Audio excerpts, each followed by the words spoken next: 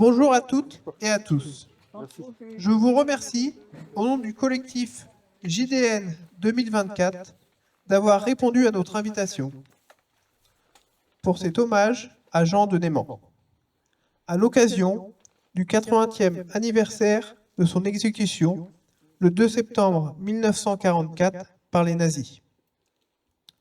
Le collectif JDN 2024 est constitué d'associations d'histoire et de mémoire, le comité du souvenir des fusillés de Nantes et Châteaubriand et de la résistance en Loire-Inférieure, l'association de recherche et d'études sur le mouvement ouvrier dans la région de Saint-Nazaire, le collectif Jean de Néman, ainsi que la section de Saint-Nazaire du PCF.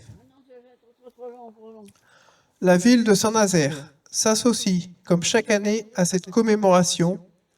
Je remercie de sa présence Madame Lydie Mahé, adjointe au maire. Je remercie également Monsieur le député Mathias Tavel et les représentants de la Fédération de Loire-Atlantique du PCF et des sections de la Brière et de la presqu'île guérandaise. Je remercie le secrétaire général de la CGT 44, Monsieur Fabrice David. Je salue chaleureusement la famille de Jean de Néman, Mesdames Dominique de Néman et Claire Buchbinder, et la famille Gergaud, Madame Martine Gergaud-Sabel et son époux, Monsieur Dominique Sabel. Je remercie Monsieur Guy Hervy, vice-président du Musée de la Résistance nationale à Champigny, et la Philharmonie des Deux Mondes, sous la direction de Monsieur Philippe Huy, qui accompagnera musicalement ce moment commémoratif. Je remercie aussi de leur présence Monsieur Joël Busson, vice-président de l'Amicale de Châteaubriand, Voves, Rouillé, Incourt, Monsieur Serge Adry, président du comité local de Châteaubriand, Monsieur Jean-Luc Ledrenne, président du comité local d'Indre, Monsieur Noël Leprime pour l'ADIRP 44, Monsieur Yves Bourbigo, président de Buchenwald Dora 44, et Monsieur Michel Bousquet, président de la section de Pornichet de l'UNC, ainsi que messieurs les porte-drapeaux. La cérémonie se déroulera en deux parties. Première partie, allocation de Christian Retailleau, président du comité du souvenir, Résistance 44. Allocution de Cédric Turca pour le PCF. Mot de Claire Buchbinder pour la famille de Néman. Dépôt des gerbes. Minute de silence, la Marseillaise et le chant des partisans, interprétés par la Philharmonie des Deux Mondes. Le salut au porte-drapeau. Deuxième partie, Jean de Néman aimait la musique classique, hommage en musique avec la Philharmonie des Deux Mondes. Plantation des arbres, Jean de Néman, avec la participation d'élèves du lycée Aristide Briand, lauréat du concours national de la résistance et de la déportation. À l'issue de la commémoration, un verre de l'amitié vous sera offert. Je passe la parole à Christian Retailleau. Madame la représentante de Monsieur le maire, Monsieur le député, Mesdames et Messieurs les élus, chère famille de Néman, Mesdames et Messieurs les représentants de la mémoire de la résistance et de la déportation, et des associations d'anciens combattants. Mesdames et Messieurs les représentants des partis et des syndicats, chers camarades, chers amis. En ce 80e anniversaire de l'exécution de Jean de Néman, nous nous retrouvons aujourd'hui, après les beaux moments que certains ont vécus à l'Hôtel de Ville pour la présentation de l'exposition et lors de la très belle et très émouvante évocation artistique de Christophe Rouxel hier soir. Je voudrais d'abord remercier de leur présence l'ensemble des personnes venues réaffirmer leur attachement à la résistance à son importance dans l'histoire sociale et démocratique de notre pays, venus réaffirmer leur attachement aux valeurs de liberté, de solidarité et de paix défendues par Jean Denémant et ses camarades de combat.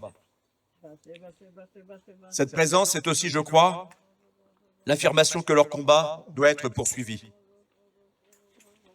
80 ans après, nous ne pouvons rester indifférents au fait que la guerre et ses ravages soient toujours là, en Palestine, en Ukraine, au Congo, au Soudan, en Somalie et dans tant d'autres parties du monde.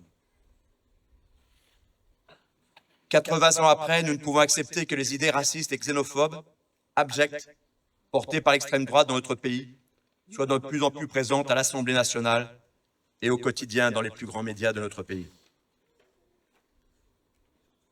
Dans des conditions bien sûr très différentes, l'engagement et l'esprit de sacrifice de Jean Denémant doivent nous guider dans nos actions d'aujourd'hui. C'est le meilleur hommage que nous pouvons lui rendre. Ces mots, dans sa dernière lettre, alors qu'il vient d'être condamné à mort, sont à cet égard saisissants, quand il résume sa vision de la situation. Je cite, « Je m'en vais donc disparaître dans les meilleures conditions possibles. Après avoir eu la chance de voir le sinistre tableau de 1939, remplacé par les claires perspectives de 1944, et la nouvelle chance que ma condamnation me donne le droit de penser que je n'y suis pas complètement étranger, après avoir dégusté l'amusante et flatteuse ironie du sort qui me fait l'un des derniers fusillés français de cette guerre, je vous écris la conclusion de ma vie. Tout le bonheur de l'homme tient dans ce devoir, agir et espérer. Tout Jean Denémant est là, attendant la mort, avec la tranquillité et la douce ironie d'un homme encore jeune, promis un bel avenir, et qui refuse de s'apitoyer sur son sort, porté par ses convictions humanistes et communistes, tout entier tourné vers les autres. Ce qu'il rappelle également dans sa dernière lettre. Ainsi, si vous voulez me faire plaisir, rétrospectivement, ne soyez pas trop malheureux. Je vous ai assez aimé pendant ces 20 dernières années pour que vous ne m'en vouliez pas de vous laisser seul ensuite. Ne soyez pas égoïste. Vivez pour faire continuer à faire progresser le monde, comme vous-même me l'avez appris à le faire. On peut dire de Jean Denémant qu'il est un résistant de toujours. C'est probablement le fruit de son éducation, que lui, sa sœur jumelle Marie et son frère ont reçu de leurs parents venus de Pologne au début du XXe siècle. Éducation basée sur la culture, la philosophie, le respect des valeurs de la République, le respect de l'autre tout simplement. Famille à l'esprit résistant déjà, et qui a beaucoup souffert du nazisme. 2 de ses tantes seront fusillées, et son oncle refusera de serrer la main à la délégation allemande en visite diplomatique. Son père et sa mère seront décorés de la Polonia Restituta pour leurs activités en faveur d'enfants polonais immigrés. En 1934, étudiant à la faculté de Strasbourg, antifasciste de la première heure, il adhère au Parti communiste et s'engage dans le soutien aux antinazis allemands. Ainsi, pour la faire libérer de prison, il contracte un mariage blanc avec Nathalie Vogel, action emblématique de son action, dont il fera preuve plus tard contre l'occupant allemand. Après la débâcle de 1940, Jean est démobilisé. Professeur de physique, il est radié de l'enseignement en raison d'une loi de Vichy interdisant la fonction publique aux Français d'origine étrangère. Ces tentatives pour se faire réaffecter ayant échoué, il devient alors professeur de cours secondaires privé au CID à La Baule. Et très rapidement, il mène une intense propagande anti-allemande dans les milieux qu'il fréquente, puis réussit à entrer enfin en contact avec les résistants communistes nazériens. En mai, ou en juin 1944, on ne sait pas, il entre dans la clandestinité avec son groupe de francs-tireurs partisans, basé dans la ferme de Madame et Monsieur Gergaud, à Kermichel, à Saint-Molf, avec entre autres Jean Mercy et Bernard Cabasson, qui lui avait tué un soldat allemand. et avant que la constitution de la poche de Saint-Nazaire, autour de la base sous-marine, ne les isole totalement des FFI et des forces américaines qui encerclent la dite poche. Dans cette période, il multiplie les actions de guérilla contre l'ennemi, capture d'équipements et d'armes, sabotage de transformateurs électriques, coupure de câbles, chasse aux Géorgiens de la Wehrmacht pilleurs de fermes, et il favorise aussi la désertion de travailleurs forcés polonais et de marins allemands. Jean Denémant est arrêté le 17 août 1944 pour avoir tenté de sauver le soldat tchèque Gerhardt, déserteur qui s'était joint à leur groupe de FTP, arrêté par une patrouille allemande. Pour protéger les membres de son groupe, dont certains ont également été arrêtés, pour leur éviter le pire, il se désigne comme le seul responsable devant le tribunal militaire allemand.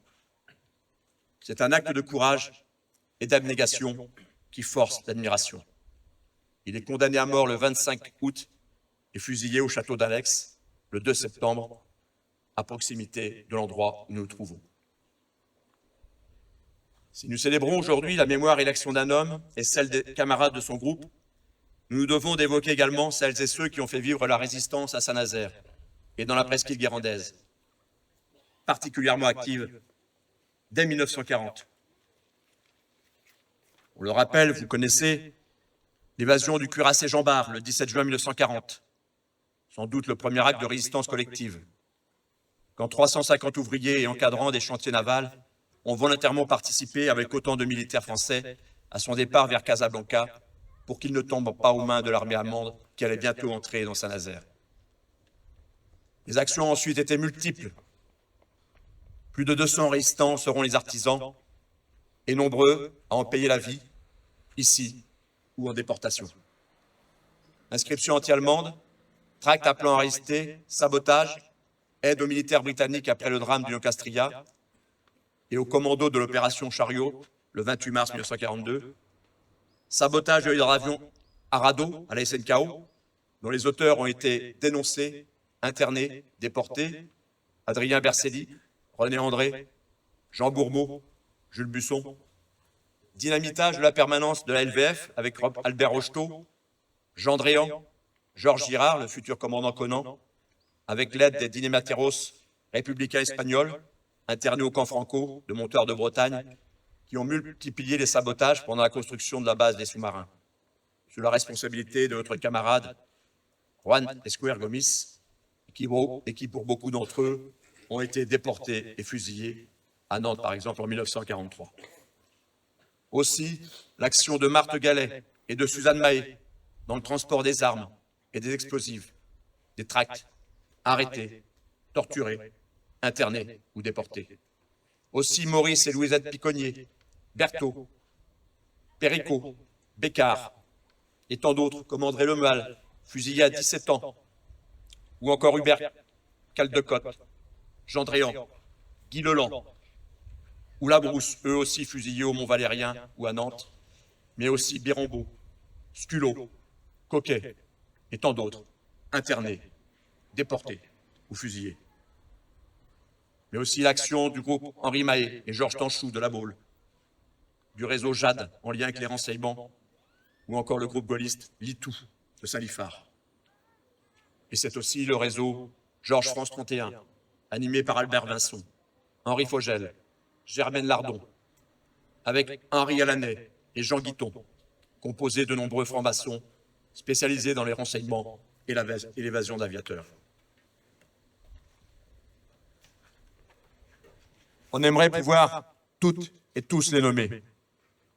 Citons d'ailleurs à ce sujet le remarquable travail de l'arrêt mort dans son cahier numéro 3, Saint-Nazaire et le mouvement ouvrier 1939-1945, repris dans l'article Saint-Nazaire, terre de résistance, consultable sur notre site internet Résistance 44. Et pour mieux connaître la vie de Jean, il y a tant de choses à dire, je vous invite à visiter le site remarquable du collectif Jean Denémant. Les résistants ont pris une part essentielle au combat pour la liberté et la dignité humaine, au combat pour abattre le nazisme et son idéologie criminelle raciste, dont, il faut le rappeler sans cesse, le régime collaborationniste de Vichy a été un complice zélé dans la politique de répression allemande et la déportation de milliers de résistants et de juifs. Nous devons nous inspirer de l'action des résistants si nous voulons construire une société solidaire telle qu'il avait voulu dans le programme du CNR, une société affranchie de la prédation capitaliste qui abîme tant les êtres humains et la planète. Et pour cela, connaître l'histoire et transmettre la mémoire sont une nécessité, car les leçons du présent sont contenues dans les expériences du passé.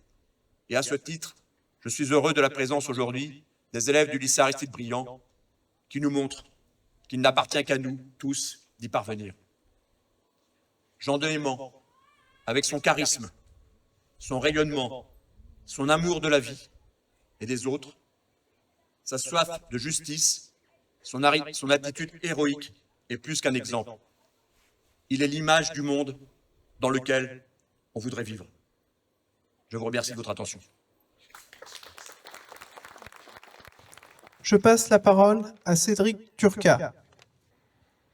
Madame la représentante de Monsieur le maire, Monsieur le député, Mesdames et Messieurs les élus, chère famille de Néman, Mesdames, Messieurs les représentants de la mémoire de la résistance et de la déportation et des associations d'anciens combattants, Mesdames et Messieurs les représentants des partis et syndicats, chers camarades, chers amis, Messieurs les porte-drapeaux,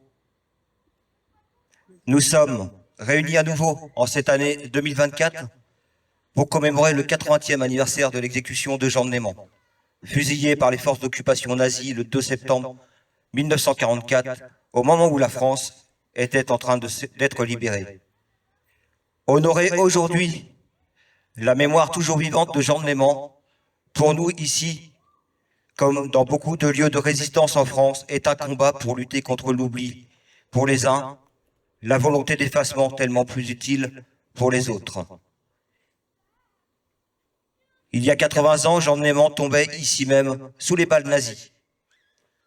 80 ans est un âge honorable pour une femme ou un homme de nos jours, quand l'espérance de vie est aux alentours de 85 ans en France et seulement 73 ans à l'échelle de la planète. Je sais pouvoir compter sur mes camarades les plus anciens et anciennes ici pour témoigner combien à cet âge nous avons perdu beaucoup de proches et avec elles et eux, beaucoup de souvenirs et de mémoires sont partis aussi. La mémoire collective n'échappe pas à cette règle. C'est pourquoi nous nous efforçons de chercher dans l'histoire des traces, des archives qui nous permettent d'alimenter le récit de Jean, un récit riche de valeurs et d'enseignements. Ce récit, nous tentons de vous le restituer le plus fidèlement possible pour qu'en tant qu'être humain, nous partagions ensemble l'émotion du moment et que cette émotion permette à son tour l'ancrage de ce souvenir dans notre mémoire à chacune et chacun. La mémoire est immatérielle. Elle n'a en ce sens de valeur que si elle est partagée avec le plus grand nombre. Et il serait même dangereux qu'une minorité s'accapare de celle-ci pour mieux la détourner. La société capitaliste actuelle tend aussi, par l'immédiateté, par l'instantanéité, par l'urgence, d'occuper les esprits, de les remplir d'informations, pour ne pas dire de propagande économique, et nous laisser peu de place disponible pour la mémoire et la réflexion. La mémoire et la résistance sont, dans notre société actuelle, des enjeux essentiels pour permettre d'ouvrir des espaces de liberté, ouvrir à la réflexion, comprendre le monde et porter inlassablement l'exigence de paix qui seule fait de nous des êtres libres et égaux. Karl Marx nous le disait, celui qui ne connaît pas son histoire est condamné à la revivre. Les puissants, hommes et femmes de pouvoir, rouages utiles à la survie de cette société capitaliste, empreinte d'inégalité, d'injustice et de guerre, nous en appellent régulièrement au devoir de mémoire. Je voudrais par exemple leur dire combien nous n'avons pas de leçons ici à recevoir, tant eux-mêmes sont capables de bâcler leurs propres devoirs. Comment peut-on imaginer un instant que dans la tête d'un homme, a priori bien éduqué, puisse germer l'idée, dans un laps de temps de 6 mois, de panthéoniser Missak et Méliné Manoukian en début d'année d'une part, et de l'autre, de piétiner nos institutions, notre démocratie, au point de dissoudre l'Assemblée nationale en pleine ascension de l'extrême droite, partout en Europe, au risque de rendre les clés de Matignon à un rassemblement national se voyant déjà aux manettes. Heureusement que la responsabilité des uns et des autres, heureusement qu'un sursaut démocratique et républicain nous a permis d'éviter le pire. L'antagonisme entre le capital et le travail est rendu à une telle tension que le fascisme redevient l'allié objectif des possédants. La mémoire doit nous aider à démasquer les alliances à la manœuvre, à préparer la résistance et proposer des perspectives d'espoir, comme l'ont réussi nos camarades du Conseil national de la résistance, pour sortir le pays de l'ornière fasciste. Un exemple plus local doit aussi faire appel à la mémoire. Comment ne pas s'indigner dans un monde en conflit, dans un monde qui court au surarmement? Comment ne pas s'indigner que certains se félicitent de la future construction d'un porte-avions militaire ici à Saint-Nazaire? Notre ville a été entièrement meurtrie et défigurée par les armes il y a à peine 80 ans.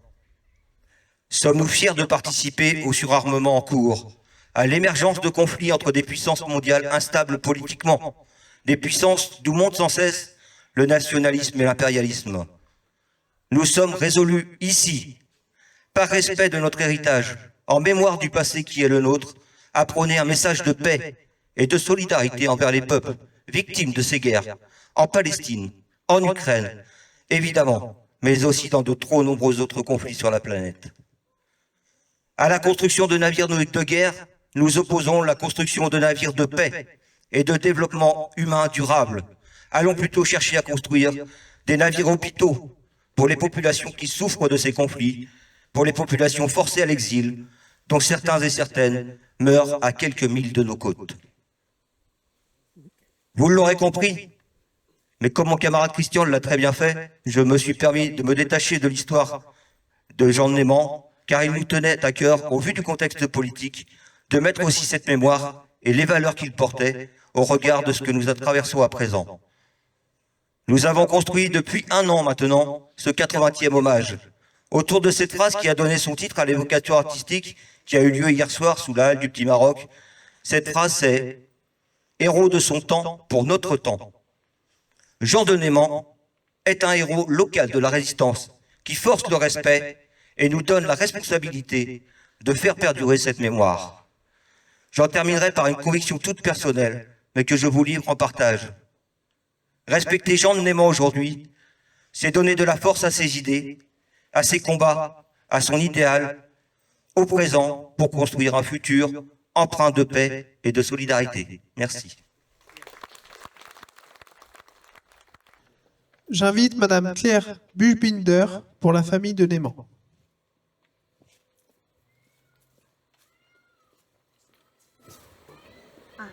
Merci. Merci beaucoup surtout à mes 2 prédécesseurs qui ont dit l'essentiel et ce qu'il y a de plus important à marquer en ce qui concerne Jean de Néman et nos temps présents.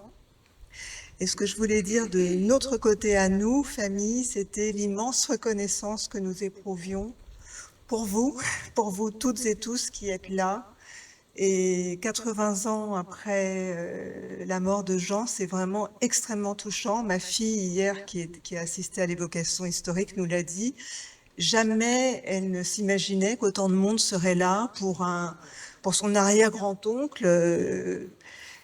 Elle était extrêmement émue et nous sommes toutes les 3. Et donc, je voulais juste vous remercier. C'était aussi une énorme émotion de rencontrer Martine, la petite fille de Joseph Gergaud, à la mairie de Saint-Nazaire pour visiter l'exposition très très belle qui est présentée, que j'espère que vous verrez aussi. Et c'était également une immense émotion de rencontrer la fille d'une élève de Jean de Néman. Hier, lors de l'évocation historique, la fille d'une de ses élèves est venue nous voir et c'est incroyable quand on y pense, 80 ans après. Donc merci aussi à tous les collectifs et les associations pour le travail immense qu'ils ont fait. depuis des années. C'est pas uniquement depuis un an. Enfin, il y a vous avez un long passif. Hein, et voilà. Donc merci à toutes et à tous. Nous allons passer au dépôt des gerbes. J'invite mesdames Françoise Cabon, Véronique Mahé et Catherine Rouget à déposer leurs gerbes pour le PCF.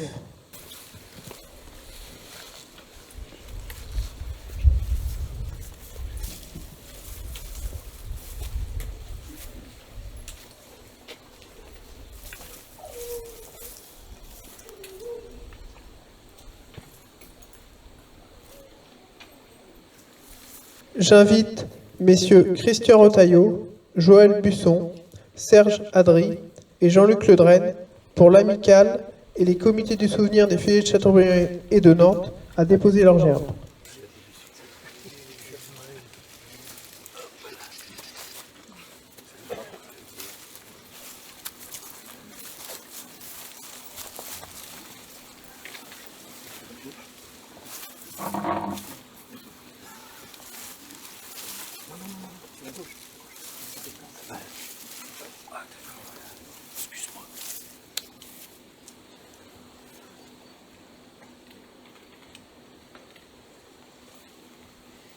J'invite monsieur Mathias Tavel, député de la Loire-Atlantique, à déposer sa gerbe.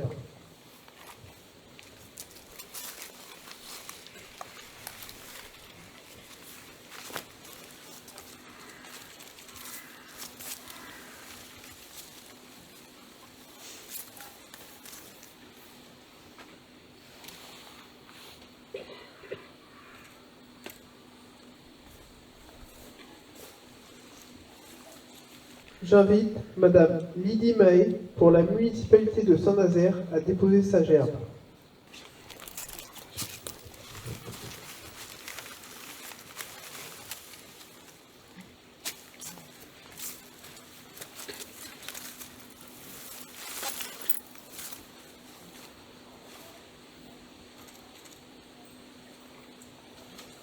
À la mémoire de Jean Denément, je vous invite à observer 1 minute de silence.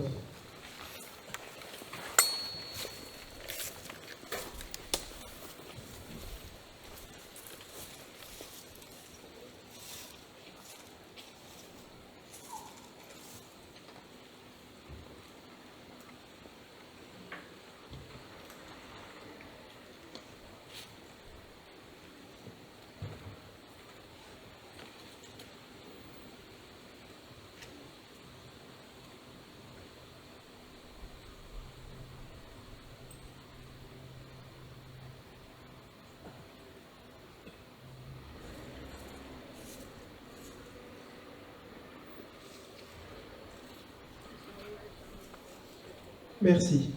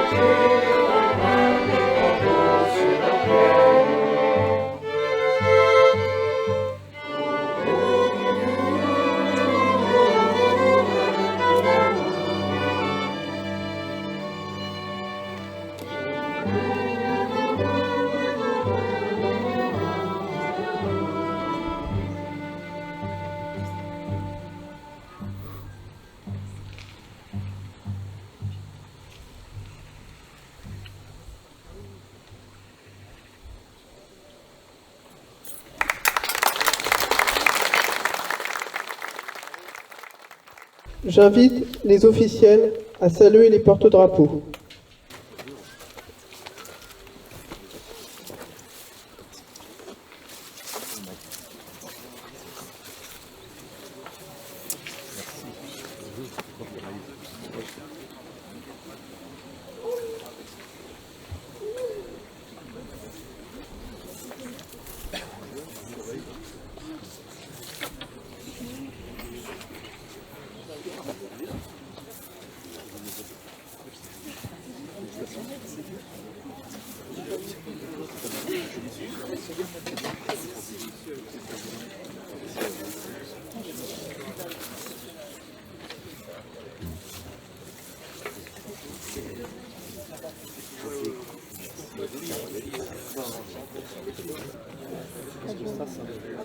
Messieurs et mesdames.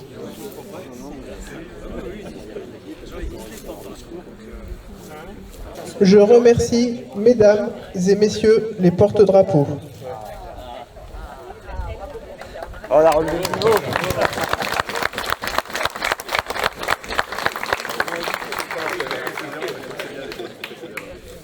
Pour la suite de cette cérémonie, la Philharmonie des Deux Mondes accompagnera cette deuxième partie en musique. Nous vous invitons à découvrir leur répertoire pendant la plantation des arbres Jean de Néman 2024 par Margot André, Emma Baron-Mahé et Cassilia Pachet du lycée Aristide Briand. Arbre amené à remplacer celui sous lequel nous nous trouvons. Juste un petit mot sur l'histoire de ce projet avec ces trois lycéennes du lycée Aristide Briand, donc comme on vous l'a dit, lauréate du concours national de la résistance et de la déportation 2024, qui vont procéder à la plantation de 3 arbres qu'on voulait pour régénérer le site, comme la mémoire, hein, les arbres aussi subissent les fruits du temps et du réchauffement climatique, plus particulièrement de nos jours. Et donc on a souhaité planter de jeunes arbres pour que la mémoire perdure, que les sites aussi doivent perdurer. Donc ça fait partie aussi du cycle de mémoire. Voilà, merci pour elle.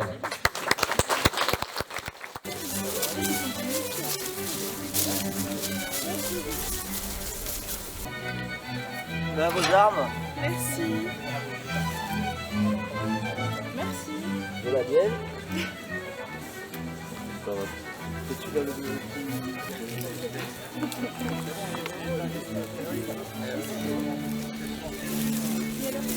On va pouvoir lui mettre un peu de terre en dessous, je pense. Ça doit être creux, là.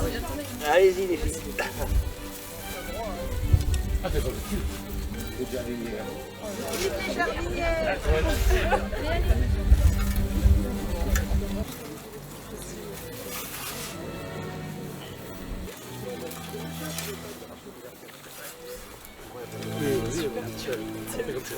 On va essayer de prendre tout le monde. Avec le maître d'ouvrage, on va prendre une photo de groupe. Hein. Ah bah oui. Ah oui. Travail. L'appel pour 50 comme accident de travail. Ah, c'est quoi celui-là? C'est un charme. Un charme. C'est charmant, ouais.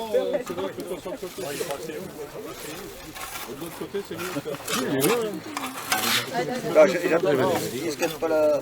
Ah oui, oui. C'est d'abord le chef.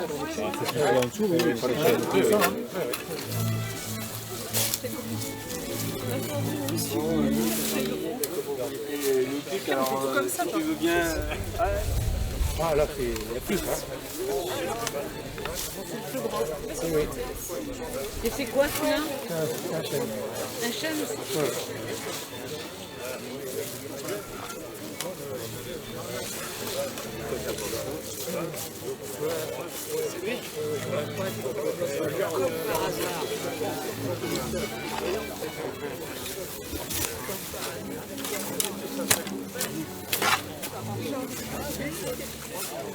Et un compositeur inspiré par l'Italie, très inspiré par l'Italie. Il s'agit de Mozart, qui a beaucoup voyagé en Italie, comme vous le savez, qui a composé énormément d'opéras en italien.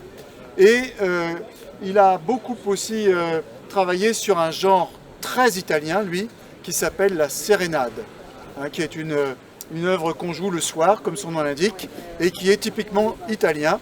Et bien, c'est le deuxième mouvement d'une très célèbre sérénade que nous vous proposons maintenant. Il s'agit de la petite musique de nuit.